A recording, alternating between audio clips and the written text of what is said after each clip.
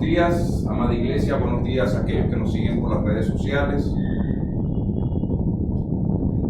Hoy estaremos celebrando el día estaremos celebrando el Día del Señor. Gracias a Él estamos en este día en su presencia. Gracias a Él que ha dispuesto todo lo necesario para que nosotros día a día hiciéramos lo que a nosotros, ¿verdad?, nos satisfacía, lo que a nosotros nos convenía. Y Él dispuso que hoy estuviéramos aquí reunidos porque a Él teníamos que darle honor y gloria, porque Él ya nos dio todo lo necesario en esos 6 días y nos trae ahora a su presencia a celebrar el primer día de nuestra semana, la presencia del Señor, el estar con Él y gozarnos con Él en este día domingo. Amados hermanos, los invito a que estemos orando al Señor, porque Él nos ha mostrado todo. Él es el que ha puesto esa sabiduría en nuestro corazón. Lo ha ocultado de aquellos que se hacen llamar sabios. Y nosotros que éramos los indoctos, que éramos los incultos, digámoslo así, el Señor nos ha mostrado toda la sabiduría. ¿Cuál es esa sabiduría? Nos ha mostrado su Hijo Jesucristo, nuestro Señor, que Él vivió y murió por nuestros pecados, resucitó para la gloria de su nombre y está sentado a la derecha de Él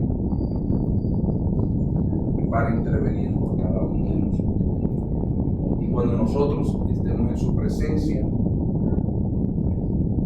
nosotros poder decir: redimidos somos en Cristo. Nosotros no hemos hecho nada para podernos ganar esa redención, pero Padre, Hijo y Espíritu Santo, el Trino Dios, nos ha otorgado por su amor, por su justicia y por su voluntad. Amado Dios y Padre Celestial, a ti te damos gracias, Señor, porque a ti te ha placido, Padre amado, traernos este día a glorificarte, alabarte, exaltarte, Señor. Gracias, Padre, porque antes de la fundación del mundo, Padre amado, tú nos apartaste para tu honra y tu gloria, Señor. Tú nos llamaste a ser tus hijos, Señor. Y por ello nos damos cuenta que nada de lo que nosotros hagamos, Padre,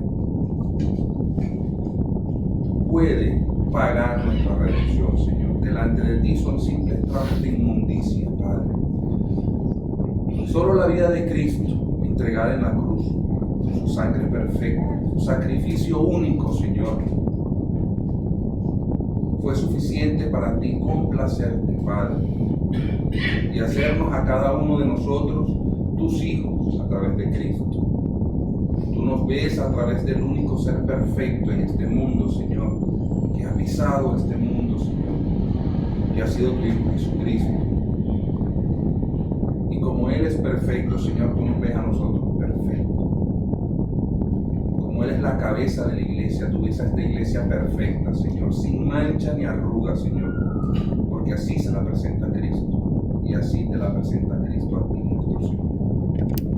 Le damos gracias, Señor, porque a pesar de nuestros pecados, a pesar de nuestra vida mundanal, Señor, tú no te fijaste en nada de ello, Padre. Nos permitiste, Señor, estar en tu presencia. Nos llamaste, Señor, porque muertos estábamos en delitos y pecados, Padre amado, y tú nos llamaste a ser tus hijos. Te pedimos, Señor, que seas tú continuando esta obra. Como dice tu palabra, tú eres perfecto para continuarla, Señor. Tú nos perfeccionas día a día en el carácter de Cristo. Tú nos purificas como el oro en el crisol, Señor, y nos santificas día a día, hasta el momento en que estemos frente a ti, en tu presencia, en esos atrios maravillosos que Cristo Jesús ha hecho para cada uno de nosotros, para su iglesia, Señor. Te damos gracias, Señor, por todo aquello que nos has dado esta semana, Señor, que pasó, y por todas las misericordias, Señor, que en esta semana tú derramarás sobre cada uno de nosotros, por las misericordias que tú derramas, Señor, sobre tu iglesia. Amado Señor, todo esto lo llevamos a ti en oración a través del único que las puede elevar a ti en olor fragante, por nuestro Señor Jesucristo. A ti todo honor y toda gloria por los siglos de los siglos. Amén. Queridos hermanos, continuando con la celebración de nuestra iglesia, de nuestra misa, de nuestro culto. Disculpen, seguramente un poco revuelto. Quiero invitarlos a que consagremos, Señor, al Señor nuestras oraciones, nuestro cántico congregacional, nuestra lectura de la palabra, nuestras ofrendas, la predicación de la palabra y la Santa Cena. Tenemos nosotros por delante un culto maravilloso. El Señor ha preparado para cada uno de nosotros en este día una palabra majestuosa. Desde que entré esta mañana aquí a la iglesia, he sido confrontado por el Señor. He sido llamado a Él a arrepentimiento. Nosotros a veces pensamos que venimos a escuchar la palabra y que no nos va a decir nada. La palabra no llega a ninguno de nosotros vacía. Siempre nos deja una enseñanza, siempre nos muestra nuestro pecado, siempre nos muestra a Cristo y que Él es suficiente para cada uno de nosotros. Por eso orémosle al Señor y dámosle a Él, que sea Él formándonos a la imagen de su Hijo Jesucristo y que seamos nosotros también consagrados en corazón, en mente, en cuerpo, en alma a nuestro Señor y Dios. Amado Dios, Padre Celestial, Padre de Gloria, a ti te traemos, Señor, este día. Padre amado, a ti venimos a tu presencia, Señor, porque tú lo has dispuesto. Padre, queremos consagrarnos a ti. Queremos que seas tú transformando nuestro corazón, nuestra mente. Señor, llenándonos aún más de tu Espíritu Santo, formándonos al carácter de tu Hijo Jesucristo. A ti, Señor, entregamos este día nuestras oraciones, nuestro cántico, la lectura de la palabra, las ofrendas, la predicación de la palabra y la Santa Cena, Señor. Padre amado, nosotros somos imperfectos al realizar todos estos elementos del culto. Señor, pero tú lo ves a través de tu Hijo Jesucristo y Él los hace perfectos, Señor. Perdona, Padre amado, todos nuestros pecados. Perdona, Señor, nuestra ignorancia, porque a veces por ignorancia pecamos, Señor. Perdona, Señor, porque a veces pecamos sin ser ignorantes, Señor, sabiendo que estamos obrando mal, sabiendo que a ti no te agrada, Señor. Aún así, cometemos pecados, Señor. Pero, Padre, tú has dejado todo eso en nuestro corazón para que nosotros miremos a Cristo y veamos que Él es el único perfecto, que Él es el único hombre que pudo satisfacer, Señor, a ti. Padre amado, perdónanos, Señor, porque aún siendo santos, Señor, llamándonos tu santo, Señor, caemos en pecado, Padre. Te pedimos, Señor Jesucristo, que seas tú obrando en nuestro corazón, guardando toda la palabra en nuestro corazón y que el Espíritu Santo sea sellando esa palabra en nuestros corazones, para que así podamos obrar según tu perfecta y única voluntad, Señor. Te lo pedimos en el nombre de Cristo Jesús, nuestro Señor. Amén. Amén. Y amén. Vayamos ahora al himno número 32.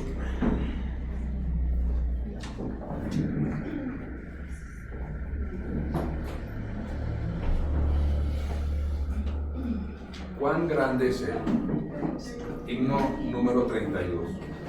Eso es posible.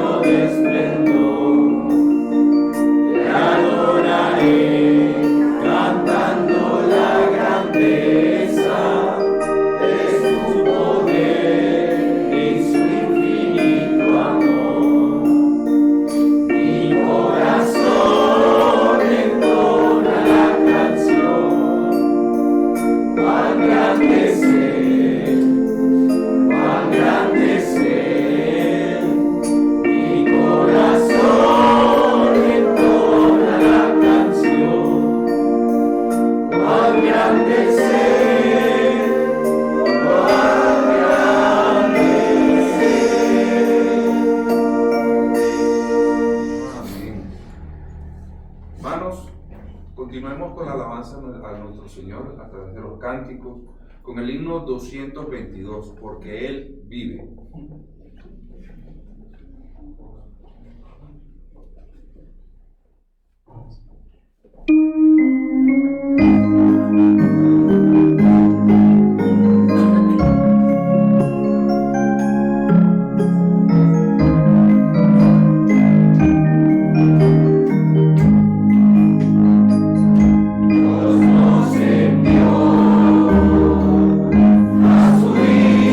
Cristo es amor.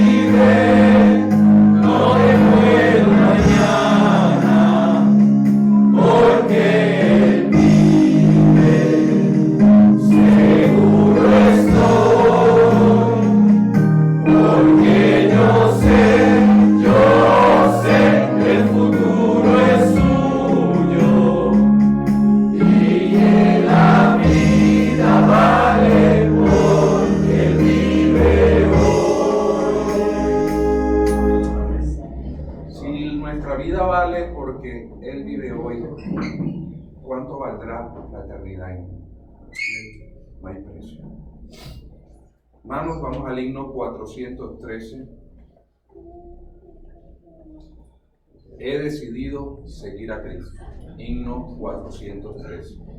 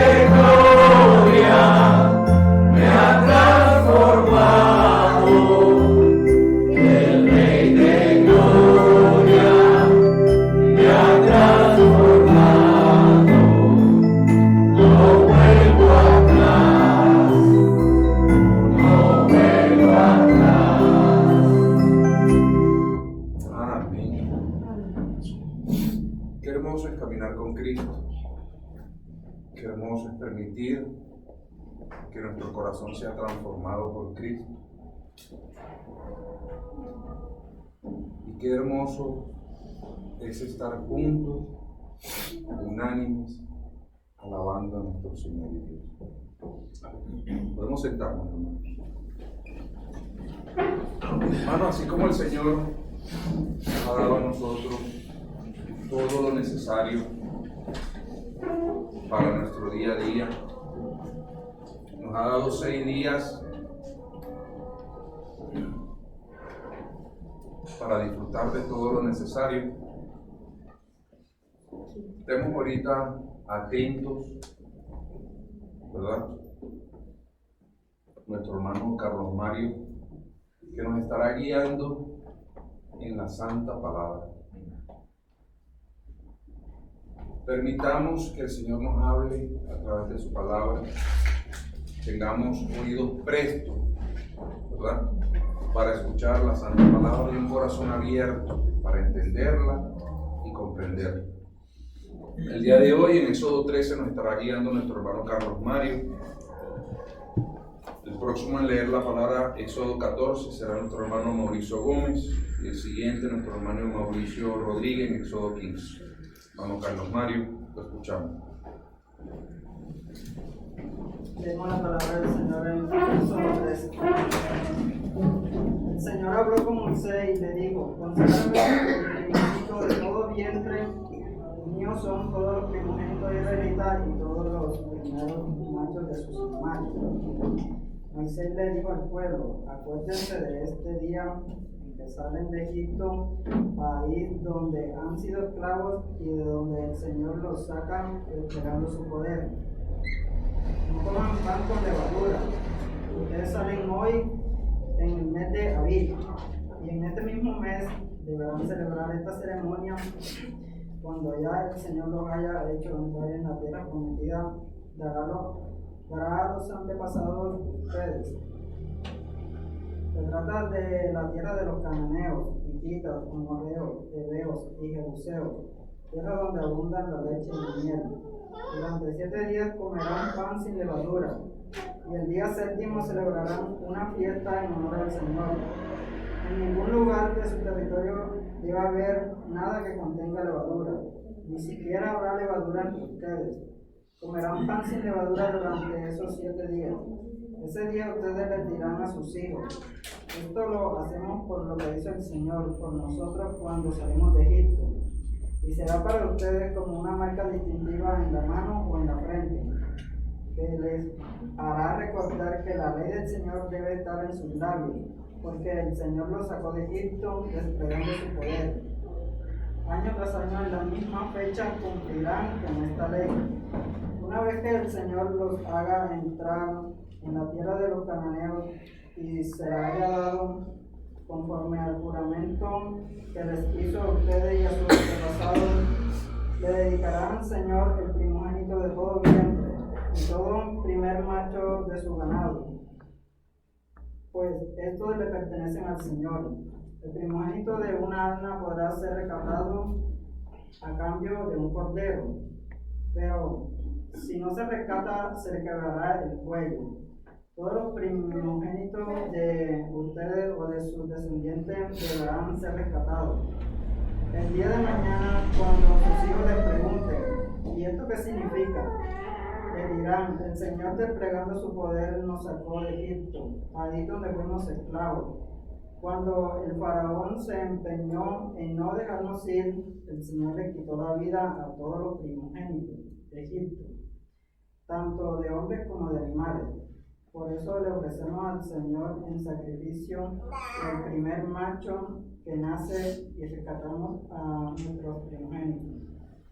Esto será para ustedes como una marca distintiva en la mano o en la frente, de que el Señor nos sacó de Egipto desplegando su poder. Cuando el faraón dejó salir a los israelitas, Dios no los llevó por el camino que atraviesa la tierra de los filisteos, que era el más corto, pues pensó: si se les presentara batalla, podrían cambiar de idea y regresar a Egipto. Por eso les hizo dar un rodeo por el camino del desierto en dirección al Mar Rojo. Los israelitas salieron de Egipto en formación de combate. Moisés se llevó consigo los restos de José, según este se lo había pedido a los israelitas bajo juramento. Estas habían sido las palabras de José. Pueden contar ustedes con que Dios vendrá en su ayuda. Cuando esto suceda, llévense de aquí los restos. Los israelitas partieron de Sucot y acamparon en Etán, donde comienza el desierto. De día el Señor iba al frente de ellos en una columna de nube para indicarles el camino de noche. Para indicarles el camino. De noche los alumbraba con una columna de fuego. De ese modo podían viajar de día y de noche. Jamás la columna de nube dejaba de guiar al pueblo durante el día, ni la columna de fuego durante la noche. Amén. Amén. Hermanos, el Señor nos invita. En un pasado, nuestros antepasados, llamémoslo así, a consagrar los primogénitos. Ahora nos llama a nosotros a consagrar los diezmos y ofrendas. Seamos pues diligentes con aquello que el Señor ha puesto en nuestro corazón, ¿verdad? Y entreguémoslo como nuestros diezmos y nuestras ofrendas al Señor. Hermano Alessandro estará pasando donde están ustedes a recoger los diezmos y las ofrendas.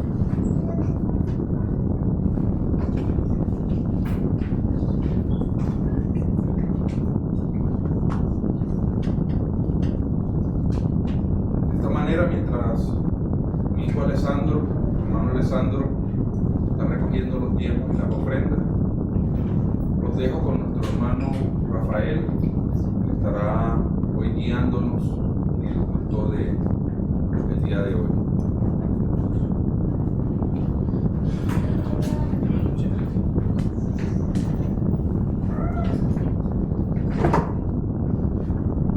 Dios los bendiga, iglesia. Dios los bendiga, iglesia. Amén. Una bendición. para nosotros poder estar aquí en la casa del Señor, para darle toda nuestra adoración, reconociendo que solamente Él es digno de toda ella. Amén. Oramos por los diezmos y las ofrendas. Señor, te damos gracias, te bendecimos, Señor, te glorificamos en esta mañana. Te damos gracias por estas ofrendas y diezmos recogidos, Señor, recolectados. Te damos gracias porque sabemos que eres tú que nos suple, Señor, y que pone el deseo en nuestro corazón de dar esa pequeña parte con alegría, Señor, sabiendo el propósito, Señor, de esta ofrenda, Padre. Te pido, Señor, que ponga en nuestro corazón el dar con alegría, Señor, dar con regocijo y que nos regocijemos, Señor, al dar. Esto también es adoración a ti, Padre Dios. Te damos gracias por estas ofrendas. Te pedimos, Señor, que nos dé la capacidad, Señor, de poder administrar esos recursos de manera sabia, Señor, entendiendo el propósito de este, que es para el avance de tu reino aquí en la tierra y para cubrir las necesidades de tu iglesia, Señor. Te damos gloria, Señor, por los hermanos que ofrendaron, Señor. También aquellos que no pudieron hacerlo en este día, te pido que los siga fortaleciendo, que les siga supliendo las necesidades, Señor, en sus empresas, su trabajo, sus casas, Señor. En el nombre de Cristo Jesús. Amén y amén. Mis amados hermanos, le invito a que nos dirigiésemos al capítulo 5 del libro de Mateo, del Evangelio de Mateo, desde el versículo 13 hasta el versículo 16. Mateo, capítulo 5, verso 13 al 16. Nos ponemos en pie para leer la palabra de Dios. Dice así: vosotros sois la sal de la tierra, pero si la sal se desvaneciere, ¿con qué será salada? No sirve más para nada, sino para ser echada fuera y hollada por los hombres. Vosotros sois la luz del mundo. Una ciudad asentada sobre un monte no se puede esconder, ni se enciende una luz y se pone debajo de un almud, sino sobre el candelero, y alumbra a todos los que están en casa. Así alumbre vuestra luz delante de los hombres, para que vean vuestras buenas obras y glorifiquen a vuestro Padre que está en los cielos. Amén. Amén. Oramos. Señor, te agradecemos, te bendecimos una vez más, Señor, en esta hora. Gracias por tu palabra, Dios mío. Gracias por ella, Señor, que podamos leerla, Señor, que podamos predicarla en este día, Padre. Te pido que ponga un corazón dispuestos en nuestro ser, Señor, que podamos escuchar, aprender y aplicar estas palabras, Padre. Mírame a mí, Señor, que voy a exponer tu palabra, Padre. Sé tu Espíritu Santo, Señor, cubriendo todas mis falencias, mis faltas, mis debilidades, Señor. Que me dé la sabiduría para exponer fielmente tu palabra, Señor. También te pido que a la iglesia, Señor, le dé un corazón, Padre, dispuesto a escuchar esta palabra y que podamos edificarnos a través de ella, Señor. Que nos confronte, Señor, que nos reprenda, que nos consuele, Señor, y que a la misma vez nos anime, Padre. Damos gloria, Señor, y honra en el nombre de Cristo Jesús. Amén y amén. En el día de hoy estaremos hablando respecto a lo que es el compromiso del cristiano en el mundo. Este será nuestro gran tema en el día de hoy. ¿Cuál es nuestro compromiso como cristiano en el mundo? Este es el título de este sermón. Y el tema de este sermón es la influencia del cristiano en un mundo en descomposición, según Mateo 5, 13 y 16. La influencia del cristiano en un mundo en descomposición, según Mateo 5, 13 al 16. Dando un breve repaso o un breve contexto de donde nos encontramos en este capítulo 5, esto es lo que llamamos o lo que se llama el sermón del monte, que introduce una serie de 5 importantes discursos registrados por Jesús en estos capítulos que van del capítulo 5 hasta el capítulo 7. En esta porción Jesús le explica de forma metafórica realmente cuál es el compromiso que tenemos nosotros como cristianos, como creyentes en el mundo. ¿Qué debemos de hacer nosotros? ¿Qué debemos decir en el mundo? ¿Cómo debemos comportarnos en el mundo? Y Jesús introduce esta forma realmente con parábolas o metáforas podríamos utilizar. El Sermón del Monte nos enseña a nosotros los cristianos cómo debemos realmente andar y vivir nuestra vida cristiana. Y hoy hemos tomado estos 4 versículos realmente y vamos a exponer lo que quiso decir Jesús cuando dijo que debemos ser la sal de la tierra, pero también debemos ser la luz del mundo. ¿Qué quiso decir Jesús? ¿Qué nos dejó dicho con estas palabras en este capítulo registrado? Al vivir en un mundo tan contaminado, lleno de inmoralidades y maldad, un mundo donde cada quien tiene sus propias opiniones y la verdad absoluta en cierta manera no existe, y el pensamiento humanista ha plagado tanto la cultura o la sociedad. Es específicamente en un mundo como este que los cristianos están llamados realmente a este reto, que es un reto enorme, la cual consiste en predicar una verdad y enfrentarse a todo tipo de adversidades de aquellas personas no cristianas. El mandato de Jesús es que debemos ser sal y debemos ser luz en este tipo de sociedad que vive una inigualable tiniebla. El cristiano tiene que servir de sazonador y a la vez de ralentizar la descomposición de la sociedad, y la única manera de hacerlo es involucrándose con ella, la sociedad, y predicando la verdad del Evangelio a pesar de todas las consecuencias que esto provoque. Aparte de ser sal, también tenemos que ser luz, o sea, con nuestras acciones o nuestras obras debemos demostrar el carácter de Cristo a través de estas mismas obras. Debemos ser como un farol tratando de alumbrar en la oscuridad y de esa forma disipar esta oscuridad.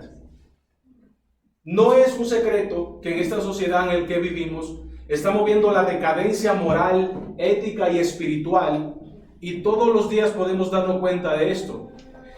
¿Cómo podríamos decir y ver cómo crece cada día el pecado, las perversidades, y cómo lo vemos ya en todo, literalmente? Cómo no quieren, con diferentes ideologías, cómo no quieren amordar o acondicionar al pensamiento de este sistema en el cual vivimos en el día de hoy. En un mundo como este, depravado, es que el Señor nos ha mandado a nosotros como cristianos a hacer luz y hacer la sal. Ahora bien, esto va a traer consecuencias. Y probablemente consecuencias que nos van a costar muchísimas cosas a nosotros. Si queremos predicar verdaderamente un evangelio firme, sin disipar, simplemente como está en la Biblia, eso nos traerá consecuencias. Y lo importante del asunto es que la Biblia no lo dice. La Biblia dice que vamos a ser enfrentados, vamos a ser burlados, y muchos de nosotros ya están siendo asesinados por predicar esa verdad.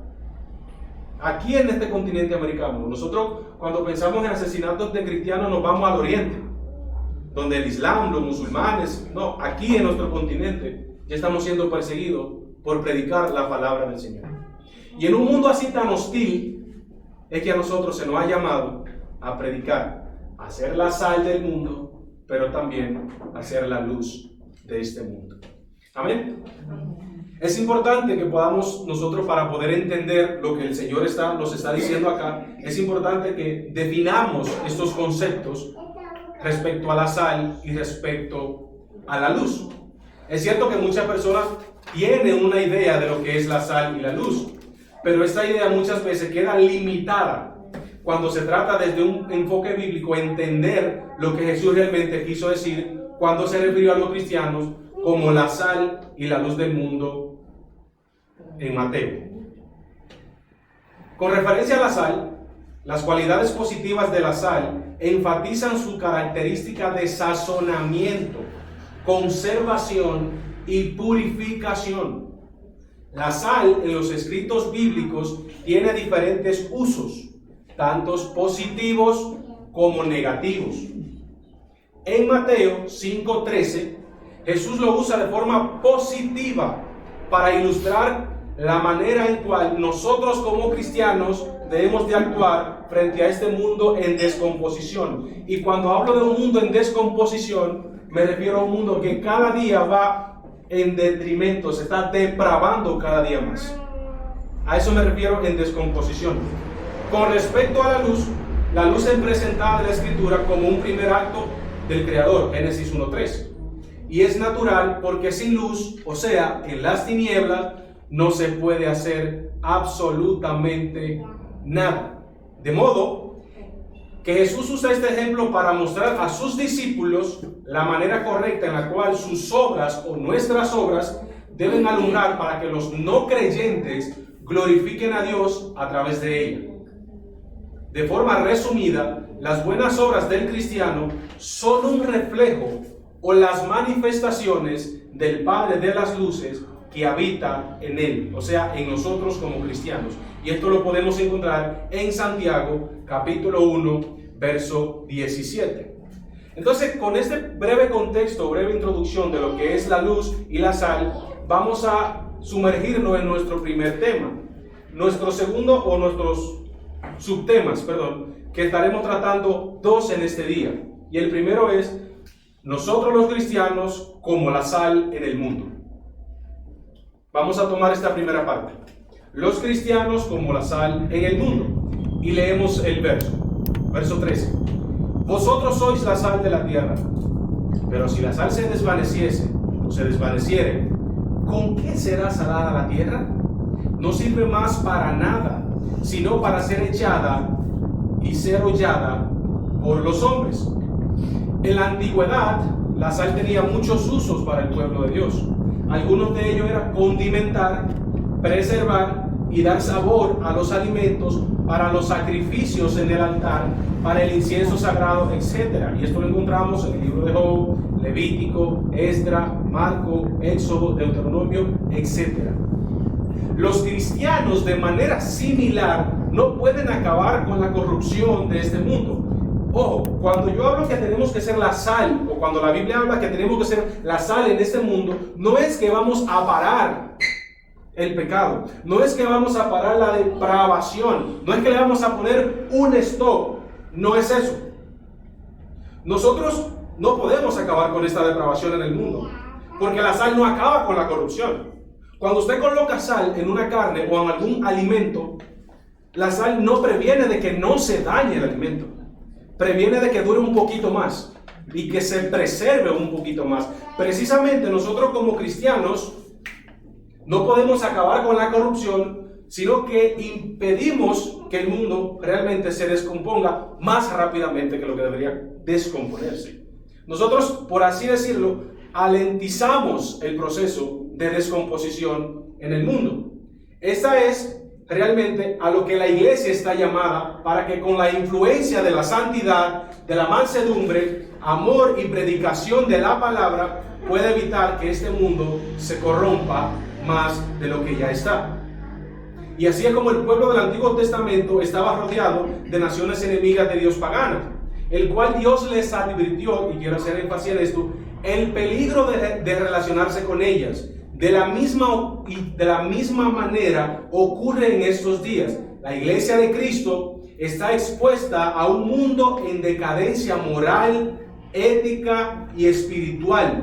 Y el apóstol Pablo nos lo expresa de manera más clara en su carta a los Romanos, capítulo 1, verso 18-32, donde explica la condición en la que está la humanidad en esta tierra. Mi hermano, el mundo que nosotros vivimos no es un mundo bueno. Nosotros debemos de, con nuestra influencia, nuestro carácter cristianos, debemos de ser el sazonador de este mundo. Ahora bien, hay una advertencia con esto.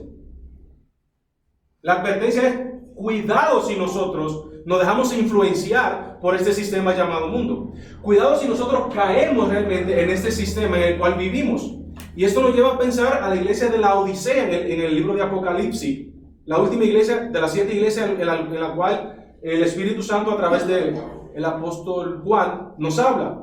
Las iglesias están para influenciar la sociedad, pero esta iglesia de la Odisea al contrario, era influenciada por la sociedad y no estaba cumpliendo realmente con el papel o con el propósito por el cual existe la iglesia. Incluso muchos grandes hombres de Dios creen que en esta iglesia no había ni siquiera un cristiano, porque estaban tan influenciados por el sistema del mundo que la iglesia no permeaba el mundo, sino que el mundo permeaba la iglesia. Y por eso es que en esta iglesia de la Odisea vemos esta imagen tan espectacular cuando dice: yo estoy a la puerta y llamo. Nosotros usamos este texto para evangelizar, pero es una imagen, el verdadero entendimiento de esto es una imagen que el dueño de la iglesia, que es Cristo, está fuera de la iglesia y está llamando para entrar a la iglesia, porque la iglesia está tan contaminada del mundo que tienen a Cristo en último plano. Y por eso Cristo dice: yo estoy a la puerta.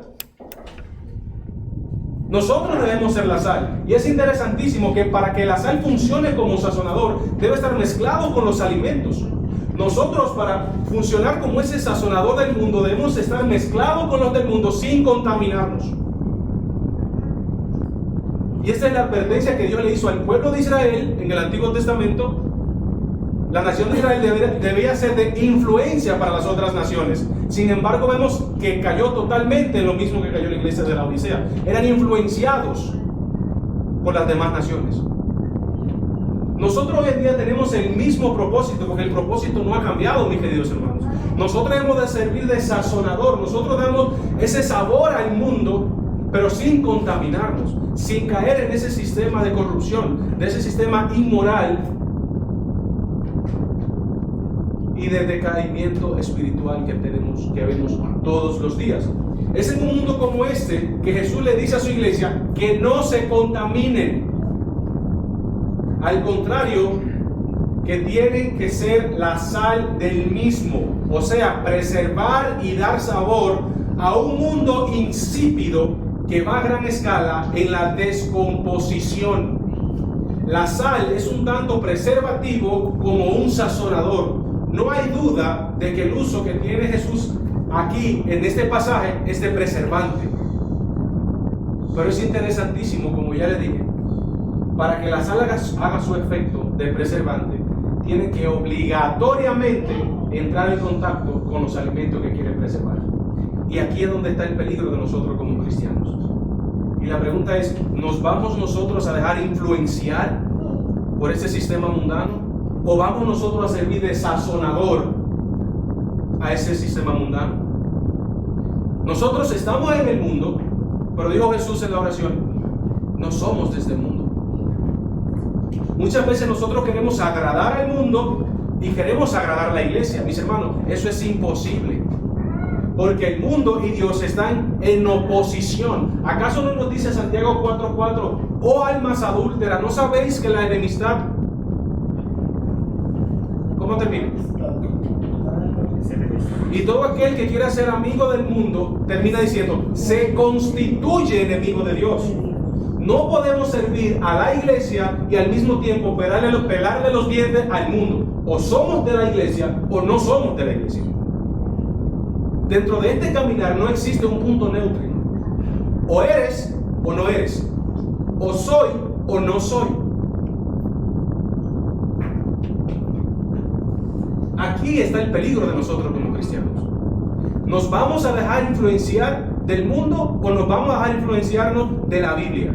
Y muchas veces nosotros caemos en este pecado y aborrecemos más a la iglesia que el mundo porque no tenemos un correcto entendimiento de esto. Y muchas veces quizás no es el entendimiento, muchas veces es que ni siquiera leemos esto. Y no tenemos pasión por leer la Biblia. No tenemos pasión por las cosas del Señor. No tenemos pasión por querer cumplir y agradar a nuestro Señor. Porque se nos hace más fácil seguir la corriente del mundo que los mandamientos de Cristo. Nosotros somos el sazonador del mundo, mis amados hermanos. Nosotros somos el preservante y lo que da color y sabor a este mundo insípido, descolorido, depravado y pecador. Pero ¿cómo vamos a hacerlo si la sal pierde ese sabor? ¿Cómo vamos nosotros a dar sabor cuando muchas veces nosotros perdemos ese sabor? Porque nos dejamos influenciar tanto del mundo que tenemos a Cristo, así como la iglesia de la Odisea, en último plano. Y es increíble que eso está pasando un montón de veces y muchas veces en nuestras iglesias. Nosotros como cristianos descuidamos nuestra vida espiritual, descuidamos nuestra relación con Dios, y ese es el momento exacto donde comenzamos a llenarnos de esos pensamientos malignos y mundanos. ¿Y recuerdan la advertencia de Jesucristo a la iglesia de la Odisea? Por cuanto no eres frío ni caliente, estoy a punto de vomitarte de mí. Estoy a punto de vomitarte de mí. Por cuanto eres tibio. Aquí no hay punto medio, mis queridos hermanos. O somos o no somos. Y la Biblia dice que usted y yo somos los que preservamos a este mundo, los que damos sazón a este mundo. ¿Cómo? Predicando la palabra del Señor, el verdadero evangelio. A eso somos llamados, a confrontar. Somos llamados a predicar una verdad donde la verdad prácticamente no existe. Somos llamados a confrontar una ideología y donde nos llaman de homofóbicos, donde nos persiguen, donde nos tienen aparte de la sociedad, porque muchas veces piensan que no formamos parte de la sociedad porque no pensamos como ellos, porque no actuamos como ellos. Pero lamentablemente muchos de nosotros están cayendo en este sistema. Y hoy vemos iglesias, si se podría, no creo que sean iglesias, donde pastores, entre comillas, homosexuales, donde casan homosexuales, donde se adhieren a ese sistema de pensamientos, donde están a favor con todas estas inmoralidades que la Biblia condena. Porque tenemos que estar en la misma corriente. Nosotros no estamos en la misma corriente del mundo. Nosotros somos la contracorriente del mundo.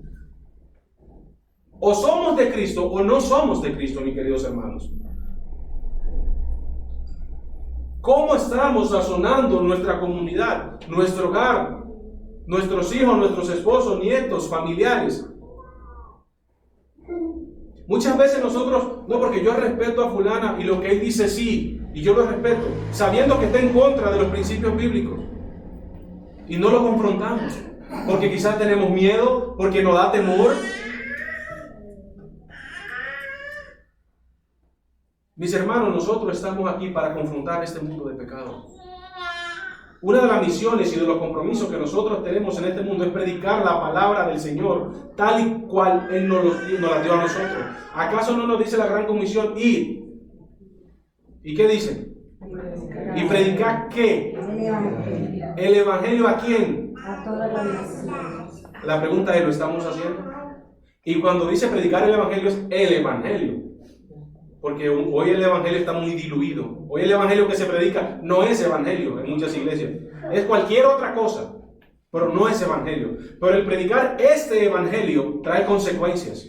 Y el mismo Jesús la vivió y nos los advirtió a nosotros. ¿Estamos nosotros siendo desazonador al mundo? Aunque eso nos lleve a tener grandes consecuencias. O simplemente por estar de acuerdo con el mundo, vamos a diluir el evangelio para vivir la vida más fácil. Si ese es nuestro pensamiento, revisémonos. Revisémonos. Porque esa no es la misión de nosotros en el mundo. Nuestro compromiso con el mundo no es pelarle los dientes, no es servirle al mundo. Es servirle a Cristo. Es confrontar la mentira con la verdad. ¿Estamos nosotros haciendo eso? ¿Estamos nosotros realmente llevando el evangelio, el verdadero evangelio, como nos dice Pablo en Gálatas? ¿Estamos siendo realmente desazonador? ¿O nos estamos dejando contaminar o influenciar? Que fue la advertencia que Dios le hizo a Israel y es la advertencia que nosotros tenemos en el día de hoy.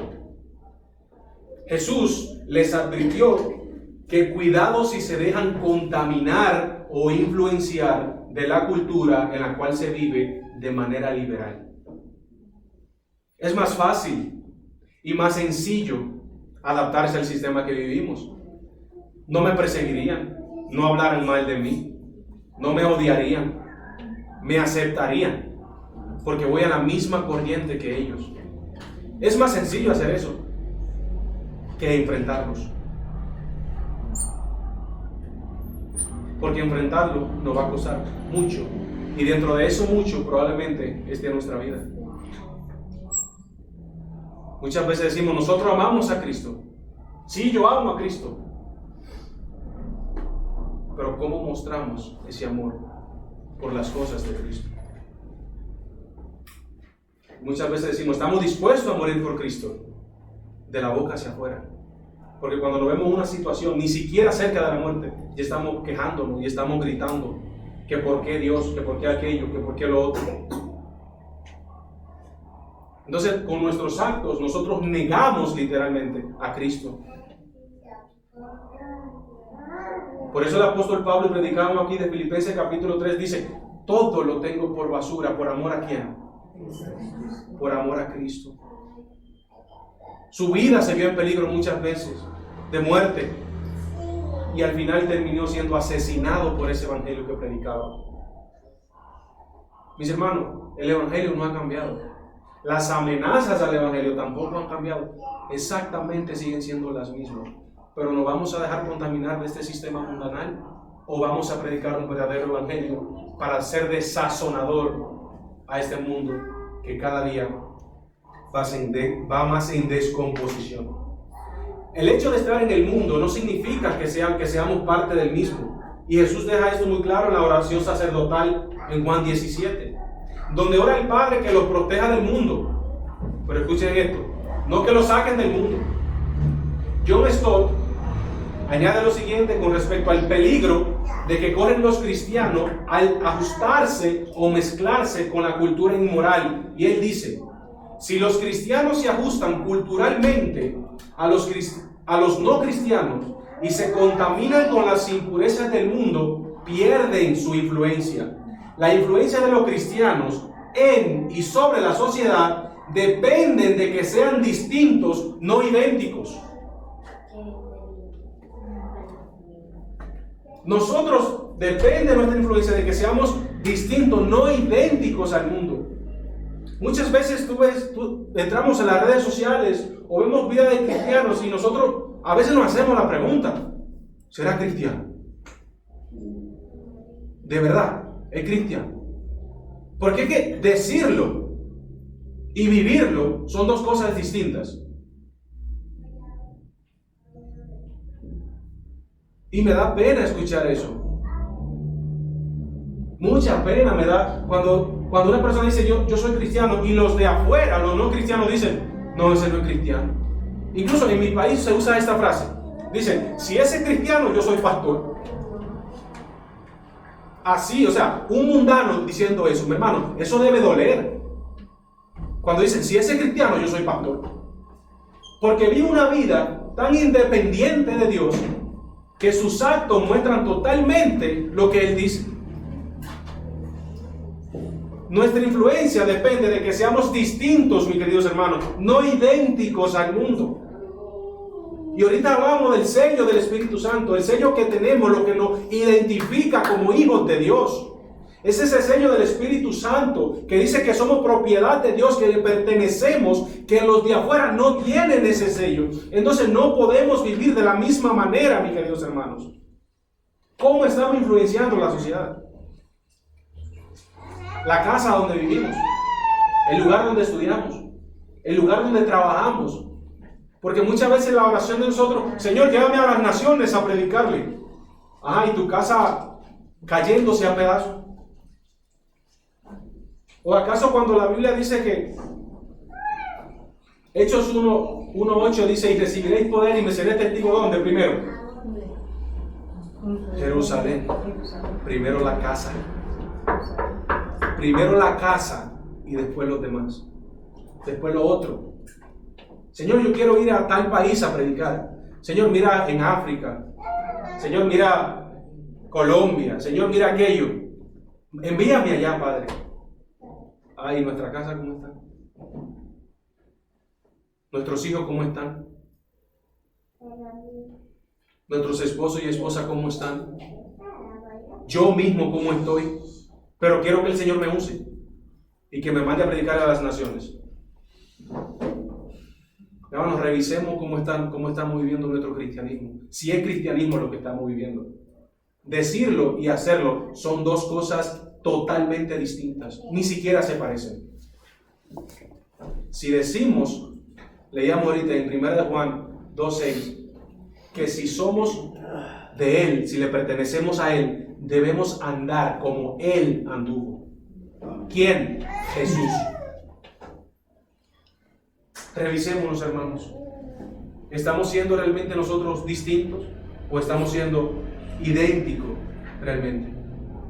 Dice otro gran comentarista, el Dr. Carson, los cristianos están llamados a estar contra o en contra de las perversidades de este mundo y a la misma vez permanecer sin contaminarse. Esto puede que se torne un poco difícil, ya que esta sociedad está podrida y poniéndose peor con los días. De la única forma que los cristianos pueden mantenerse intactos, escuchen esto, es teniendo un profundo amor por cumplir los mandamientos del Señor y el querer hacer su voluntad, mortificando su pecado cada día y vivir una vida devocional hacia su Señor y depender de Él. Fuera de esto, mis queridos hermanos, no podemos vivir una vida en santidad con Dios. Amén.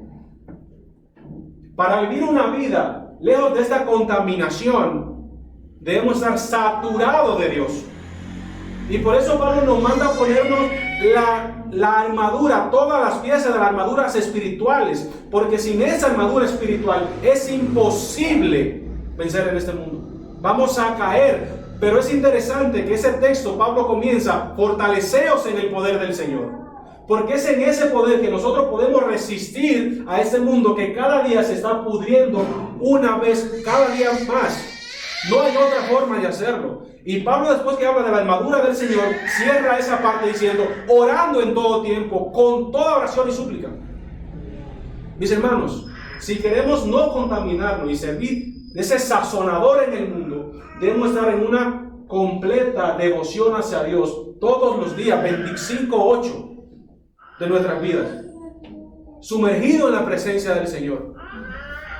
Y de esa forma no seremos contaminados, porque es un peligro.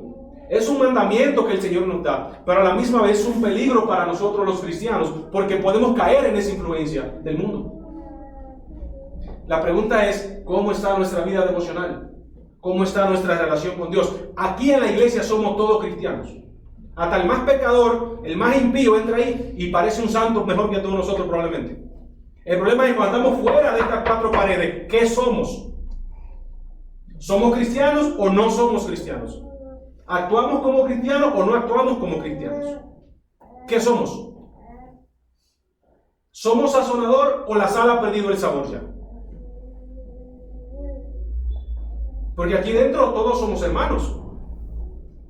Si viene una persona y yo no lo conozco, yo no sé si es cristiano o no. Y Dios te bendiga, hermano, y Cristo esto. La pregunta es, ¿qué somos fuera de estas cuatro paredes? ¿Cómo nos comportamos? ¿Pueden los de afuera dar buen testimonio de nosotros? Como habla 1 Timoteo, cuando Pablo está hablando respecto a los obispos. ¿Pueden los de afuera dar buenos testimonios de nosotros, de que somos cristianos? De que los de afuera digan, no, ese es un hombre, es un siervo de Dios. Esa mujer es una sierva del Señor. ¿Pueden decir eso los no cristianos? Y lo dicen, pero todo va a depender cómo vivimos nuestra vida cristiana. Mis queridos hermanos, si queremos ser sazonador, actuar como preservante, debemos estar conectados todos los días a la fuente, que es nuestro Señor Jesucristo. Es imposible que si no dependemos de Él, podamos sazonar. lo que vamos a terminar influenciados seremos nosotros. Este mandato a los creyentes de salir e influenciar sobre los no cristianos también se puede ver en la Gran Comisión, donde el Señor le insta a sus discípulos a predicar el Evangelio en todo lugar. Ese principio de evangelizar está marcado por todo el Nuevo Testamento, y la única manera en lo que los cristianos pueden hacerlo es entrando al lugar peligroso, lleno de maldad e inmoralidad de toda índole, llamado mundo. La razón principal por lo que se debe cumplir el mandamiento de ser sal es que, así como la sal era un ingrediente necesario para dar sabor a los alimentos, de igual manera la vida sin Cristo y el cristianismo es insoportablemente insípido. Mis hermanos, nuestro deber es predicar el Evangelio a aquellas personas que no son cristianos porque están sin Cristo, porque no portan ese sazonador que tú y yo tenemos, porque no portan esa salvación que tú y yo tenemos. Y ahorita hablamos de amar a nuestro prójimo. Mis amados hermanos, no hay una forma más hermosa de demostrar que amamos a nuestro prójimo que cuando le predicamos el Evangelio. Dice Pablo: dad por gracia lo que por gracia recibiste. ¿Qué recibiste por gracia? La salvación a través del Evangelio. ¿Qué debemos dar por gracia? La predicación del Evangelio. Mis hermanos, nosotros estamos con este compromiso con el mundo porque el mundo no tiene a Cristo. Cada día está en peor estado, cada día se descompone más, y nosotros alentizamos ese proceso. Nosotros como iglesia, como cristianos, ¿qué vamos a hacer? ¿Qué estamos haciendo? Nosotros preservamos a este mundo. La pregunta es, ¿cómo lo estamos haciendo? Entonces, mis hermanos, esto es lo que quiere decir que nosotros somos la sal. Mira el texto: pero si la sal que se desvaneciere, ¿cómo se desvanece? Contaminándose y dejándose influenciar por los demás. La pregunta es, ¿somos o no somos, o no estamos siendo sazonador del mundo? Ya que la sal preserva y los cristianos ayudan a preservar lo que es bueno en la cultura, esto también traerá bastantes problemas por la simple razón de no estar de acuerdo con el pensar humanista y pecaminoso de la cultura dominante de este tiempo. Pero escuchen esto no le puede hacer perder el interés a los cristianos. Más bien, como una persona que tiene sazón en cierto sentido, puede traer un sazón distinto a los valores y principios de Dios a toda una cultura lujuriosa y en declive, teniendo siempre la confianza en el Señor, el cual prometió estar con cada uno de los que han creído en Él hasta el fin. Mis hermanos, eso es lo que nos debe de mover a nosotros. Sin importar la situación que estemos, el Señor dijo: yo estaré con ustedes hasta el 2022. Hasta el fin del mundo. Hasta que pase diciembre. Todos los días de nuestras vidas, mis queridos hermanos, Él estará con nosotros. Amén. Esa promesa debe darnos ánimos a nosotros. Ese que resucitó es quien nos llamó y prometió estar con nosotros todos los días de nuestras vidas. No es simplemente una parte del día, no, son las 24 horas, los 7 días de la semana. Eso debería darnos ánimos para predicar el Evangelio, sin importar las consecuencias. Porque vamos a ser vituperados. Pero dice el Señor: pero confiad en mí, porque ya yo he vencido al mundo. Qué palabra más hermosa. Entonces, con esto en mente, pasamos a nuestro segundo encabezado: los cristianos como la luz de este mundo. Ya vimos que nosotros somos un sazonador que preserva, que alentiza este proceso de descomposición del mundo. Pero ahora vamos a pasar a los cristianos como la luz del mundo. ¿Qué significa ser la luz del mundo? Y leemos los versículos 14 y 16. Vosotros sois la luz del mundo. Una ciudad asentada sobre un monte no se puede esconder. Así alumbre vuestra luz delante de los hombres, para que vean vuestras obras y glorifiquen ¿a quién? A vuestro Padre que está ¿dónde? En los cielos. Otro aspecto de los cristianos, aparte de ser sal, mis hermanos, es que debemos ser luz. La pregunta a responder aquí entonces es, ¿a qué se refiere Jesús cuando dijo que los cristianos también tenemos que ser la luz del mundo? Al igual que la sal, también la luz en las Escrituras tiene muchos significados y usos. Algunos de estos usos son los siguientes. El primer acto creador, Génesis 1:3. La luz también equivale a la paz, Isaías 45:7. Equivale a la presencia de Dios, Éxodo 24:10 y Salmo 27:1. También a la sabiduría, etcétera, etcétera, etcétera.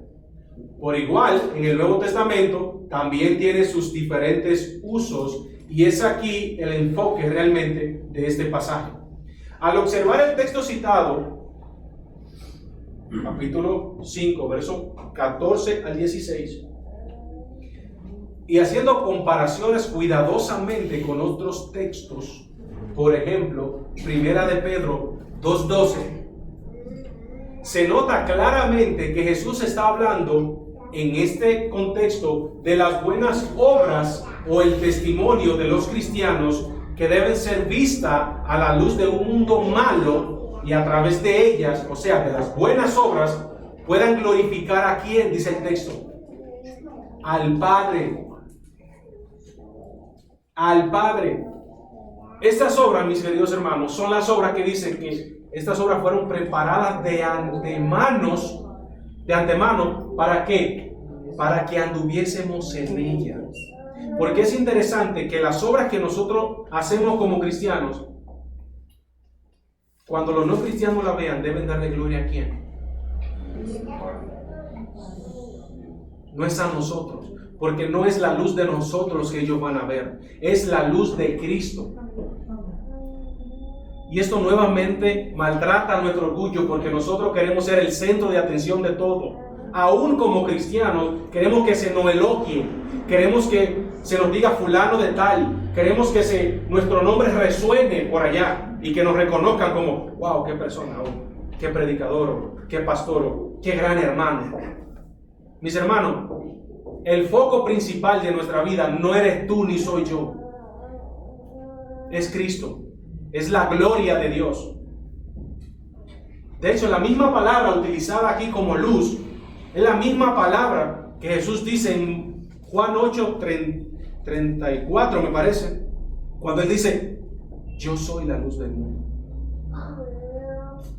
Yo soy la luz. Esa palabra luz es la misma palabra luz que se encuentra en este texto. Mis queridos hermanos, la luz que va a brillar en ti no es tu luz. No es mi luz, es la luz de Cristo. Y por esta luz que es de Cristo van a glorificar al Padre, no a nosotros. Porque las obras que estamos caminando, las buenas obras, fueron las que fueron preparadas de antemano para que nosotros anduviésemos en ellas. No son nuestras obras. Cuidado, mis queridos hermanos, con querer ser el foco de atención. Porque nuestro orgullo es grande. Nuestro nivel de atención, el que queremos, es enorme. Una vida piadosa, según John MacArthur, el pastor, una vida piadosa brinda testimonio convincente del poder salvador de Dios y esto lo glorifica.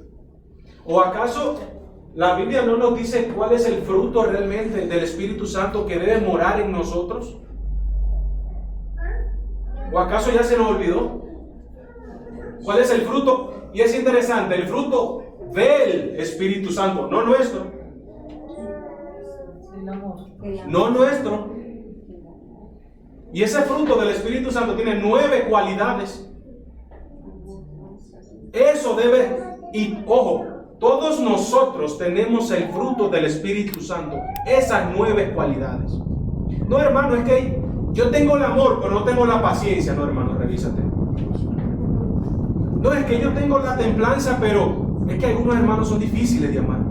Hermano, revísate, revisemos. Esas 9 cualidades están en nosotros.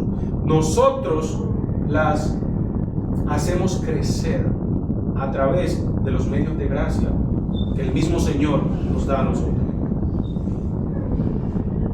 Y es ese fruto del Espíritu que va a ver el mundo, es esa luz que no es nuestra, que el mundo va a ver, y a través de eso va a glorificar al Padre. ¿O acaso no hemos escuchado decir a no cristianos decir, wow, yo quiero vivir como ese hermano, o yo quiero tener lo que tiene ese hermano o esa hermana? Yo lo he escuchado. Gente no cristiana, porque ven verdaderamente un cambio en nosotros, porque ven verdaderamente la vida que vivimos en el Evangelio. ¿Estamos siendo luz? ¿O estamos sirviendo de oscuridad igual que el mundo? ¿Estamos reflejando ese fruto que no es nuestro, que es del Espíritu? ¿Cuáles son nuestros frutos? ¿Y qué dicen los no cristianos? Porque muchas veces esta es la frase en la cual nos escondemos. No, porque quien me juzga es Dios. Traducción moderna para seguir pecando. Es una traducción moderna de que como Dios me juzga, yo tengo la libertad de pecar. La Biblia me dice exactamente lo contrario a eso. Estamos siendo luz, estamos alumbrando. ¿Qué dicen tus vecinos de ti? ¿Qué dicen mis vecinos de mí? ¿Qué dicen tus hermanos? ¿Qué tu esposa? Decía Moody, si un hombre no trata bien a su esposa, yo no lo quiero escuchar hablar de Cristo. No lo quiero escuchar hablar de Cristo. ¿Qué dice tu esposa? ¿Qué dicen tus hijos? ¿Qué dicen tus hermanos, tus sobrinos, tus nietos? ¿Qué dicen? ¿Qué dicen de nosotros? ¿Qué dicen mis compañeros en el seminario de mí? ¿Qué dice mi familia que no son cristianas de mí? ¿Qué dice mi papá que es ateo de mí? ¿Qué dice? Nuestro testimonio importa porque nuestro testimonio influye a un mundo en descomposición y en pecado. El testimonio de lo que digan de afuera es realmente una evidencia, si es bueno, y glorifican a Dios por eso, de que somos verdaderamente cristianos y de que estamos actuando realmente como la Biblia nos manda a actuar.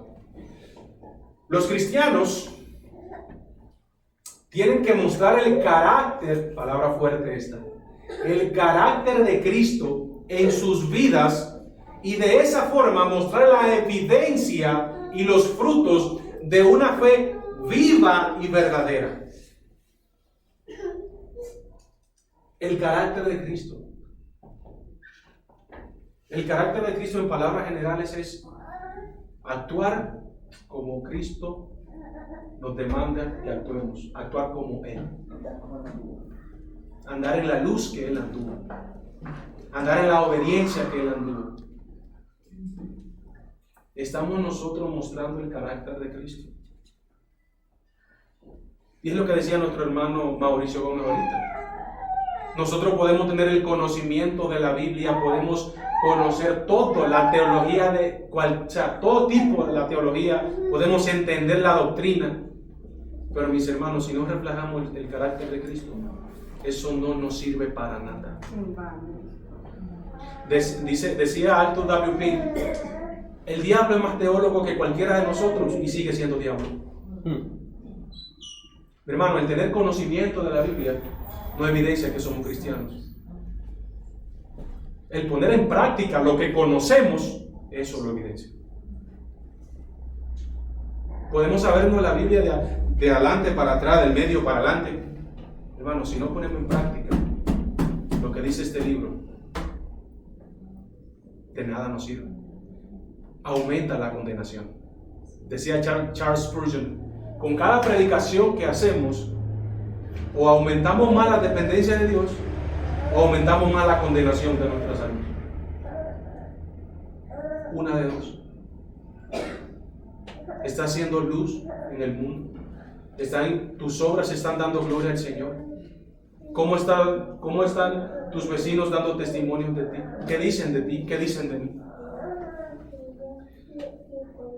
Entonces, nuestra vida debe influenciar el carácter de Cristo, tratando con mansedumbre, y eso es difícil lo que voy a decir, tratando con mansedumbre a aquellos que nos ofenden, siendo amables, confrontando la mentira, y de esa forma los creyentes puedan dar ejemplo de cómo vivir una vida con valores morales, y los que los observen puedan glorificar al Padre, como dice el texto.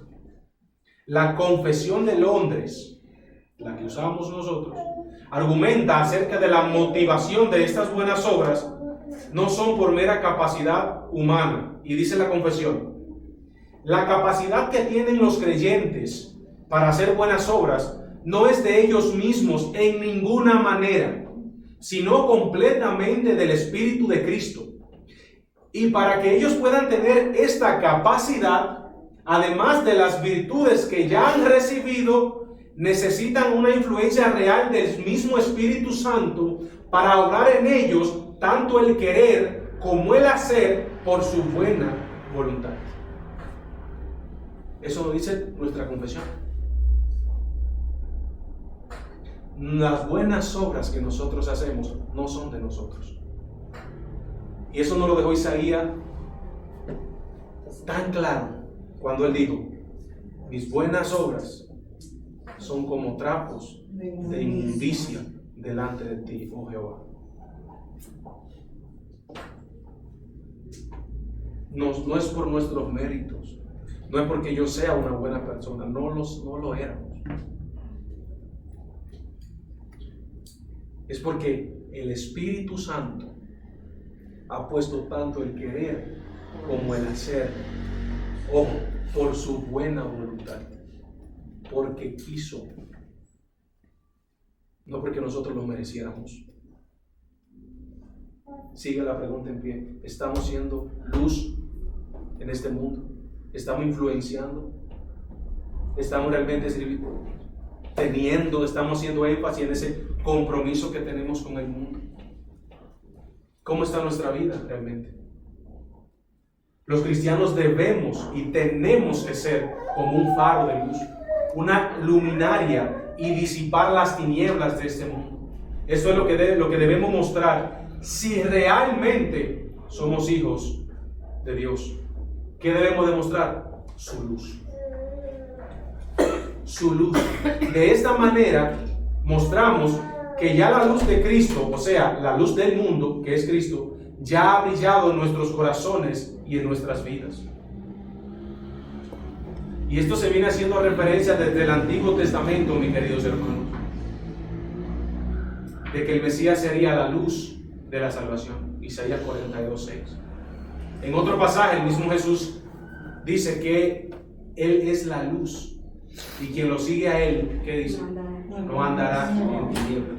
En pocas palabras, la luz que brilla en los cristianos no es nuestra luz, es la luz del Evangelio, o sea, de Cristo, que tiene que ser enseñada y modelada por aquellos que siguen al Señor.